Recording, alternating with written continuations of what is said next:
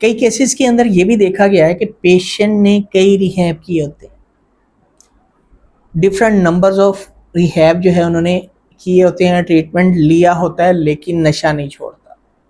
نشے کو بہت اہمیت دیتا ہے، صرف اس کی لائف میں نشہ ہی ہوتا ہے اور کچھ نہیں ہوتا، نہ انہیں رشتوں کی پرواہ ہوتی ہے، نہ انہیں صحت کی پرواہ ہوتی ہے، نہ انہیں کسی اور دوسرے تیسرے چوتھے بندے کی پرواہ ہوتی ہے، اگر پرواہ ہے تو نشے کی۔ ایک ٹائم کا نشہ کر لیا تو دوسری کی تلاش، دوسرے ٹائم کا نشہ کر لیا تو تیسرے ٹائم کے نشے کی تلاش، بس نشہ ہے اور کچھ نہیں۔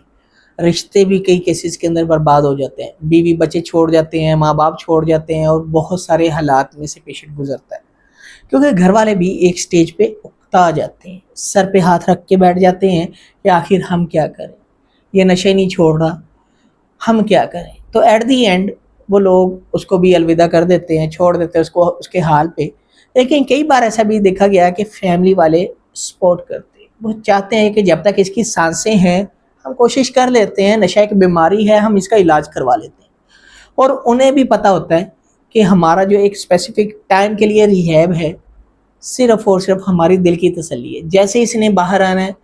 اس نے پہلے لیپس میں جانا ہے، پھر ریلیپس میں جانا ہے، اور دوبارہ سے وہی چین، وہی چکر، وہی سائیکل اس کا شروع ہو جانا ہے۔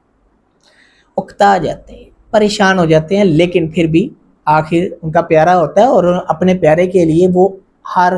دم کوشش کرنے کے لیے اور ہر قدم پہ کوشش کرنے کے لیے تیار ہوتے ہیں کہ آخر یہ جو ہے اپنی زندگی میں بہتر انسان بن جائے۔ تو ایسے لوگ جو کئی بار نشہ کر چکے ہیں اور نہ اس نے نشے کو چھوڑا ہے اور نہ ہی گھر والوں نے اس کو چھوڑا ہے، تو اب کیا کیا جائے؟ ایون کے پاس کیسز کے اندر ڈاکٹر بھی سر پہ ہاتھ رکھ کے بیٹھ جاتے ہیں کہ آخر کیا کیا جائے اس کا، نہ تو اس کو کاؤنسلنگ سے جو ہے کوئی فرق پڑتا ہے، نہ اس کے لیے کوئی میڈیسن بہتر ہے، اب کریں تو کریں کیا۔ تو خیر ایک بہت امپورٹنٹ ٹیکنیک ہوتی ہے جو ان کے اوپر امپلیمنٹ کرنے کی ضرورت ہوتی ہے اس فیز کے اندر، جب پیشنٹ کئی بار جو ہے ٹریٹمنٹ کروا چکا ہو، فیلئر ہو گیا ہو، ریلیپس میں چلا گیا ہو، جب اس کی نظر میں اس کے جو رشتے ہیں ڈیڈ ہو گئے ہوں، تو کیا کرنا ہے؟ اس کا کوئی سینسٹیو پوائنٹ ڈھونڈنا ہے، اس کی کوئی دکھتی ہوئی نبض ڈھونڈنی ہے، اور اس کی ایگو کو ٹیمپر کرنا ہے۔ یاد رکھیں ایسے پیشنٹ کی اگر ایگو کو ٹیمپر کیا جائے، اس کی دکھتی ہوئی نبض کو تلاش کیا جائے، تو وہ چیزیں اس انسان کو بدل سکتی ہیں۔ لیکن یہ لوگ بہت بڑے مینیپولیٹو ہوتے ہیں، جلد ہی اپنی سارے راز نہیں بتاتے، جلد ہی چیزیں جو ہے سامنے نہیں رکھتے، ٹائم لیتے ہیں۔ لیکن یہ چیز اور یہ ویڈیو بنانے کا پرپس یہ کہ فیملی والے جانتے ہیں، کیونکہ انہوں نے ایک لمبے عرصے تک اس کے ساتھ ٹائم گزارا ہوتا ہے، کہ آخر اس کی زندگی میں کون سی ایسی چیز ہے جو اس کو بدل سکتی ہے، اس کی تلاش کریں۔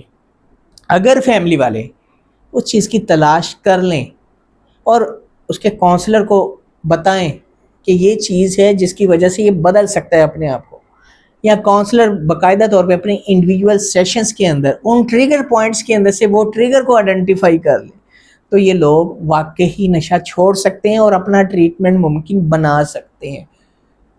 یاد رکھیں ان کی ایگو کو ٹیمپر کرنا بڑا ضروری ہوتا ہے اس فیز میں، جب پیشنٹ بار بار ٹریٹمنٹ کروانے کے بعد ریلیپس میں جائے اور بار بار جو ہے ٹریٹمنٹ کے لیے آئے، تو ان کی ایگو کو ٹیمپر کرنے کے لیے بہت ڈیٹیل میں پیشنٹ کو اسیس کرنا پڑتا ہے، پیشنٹ کے پیدا ہونے سے لے کر کرنٹ سچویشن تک ڈیٹیل میں جاننا ضروری ہوتا ہے۔ حالانکہ فیملی والے بھی بار بار جو ہے ٹریٹمنٹ سینٹرز کے اندر ڈفرینٹ سائیکالوجسٹ کو، ڈفرینٹ ڈاکٹرز کو ہسٹری دے دے کے تھک جاتے ہیں، لیکن پھر بھی ان کو پروب کرنا چیزوں کو بہت زیادہ ضروری ہوتا ہے جو ٹریٹمنٹ کے لیے ضروری ہے، اور یہ لوگ اپنی زندگی میں نشے کو چھوڑ سکتے ہیں اور بآسانی چھوڑ سکتے ہیں۔